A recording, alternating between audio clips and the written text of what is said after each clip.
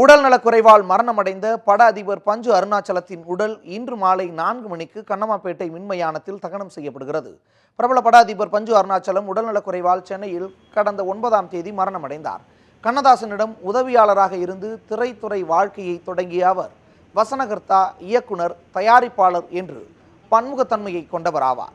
திரைத்துறையில் பலருக்கு வாய்ப்பு ஏற்படுத்தி கொடுத்த பஞ்சு அருணாச்சலத்தின் உடலுக்கு கடந்த 2 நாட்களாக ஏராளமானோர் அஞ்சலி செலுத்தி வருகின்றனர். சென்னை தியாகராயர் நகரில் வைக்கப்பட்டுள்ள அவரின் உடலுக்கு விஜயகாந்த், வைரமுத்து, டி. ராஜேந்தர், கருணாஸ், தங்கர் பச்சான் உள்ளிட்ட ஏராளமானோர் அஞ்சலி செலுத்தினர்.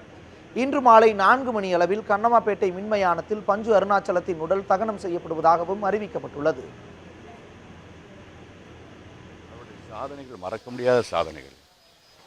நம்முடைய கடமையெல்லாம் இன்னையோட இந்த பேசிட்டு அவருக்கு அஞ்சலி செலுத்துறது முடியல. உண்மையான அஞ்சலி என்ன அப்படின்னா, அவர் எப்படிலாம் தமிழ் சினிமாவை வளப்படுத்தினாரோ பலவிதமான கதைகள்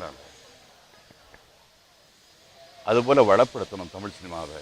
அது மட்டும்தான் நாம் அவருக்கு செய்யக்கூடிய உண்மையான அஞ்சலியாக இருக்கு. நிச்சயமாக மரணம் இல்லை, அவர் நிரந்தரமானவர், என்றும் நம்மோடு வாழ்ந்து கொண்டிருப்பார்.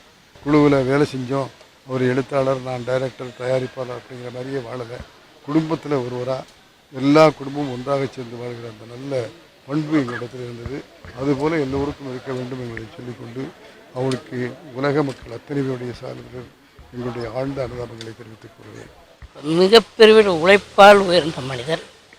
எப்பவுமே அது இதுதான் இருப்பார், வேறு எந்த இதுக்கும் போக மாட்டார். ரொம்ப இனிமையானவர்கள். அவரை பற்றி சொல்லணும்னா சொல்லிக்கிட்டே இருக்கலாம். ரஜினி சார் கூட சொல்லுவார், அவரை பற்றி நிறைய சொல்லுவார். இப்படி ஒரு மனிதர் கிடைக்கிறது நம்மளுக்கெல்லாம் பாக்கியம்.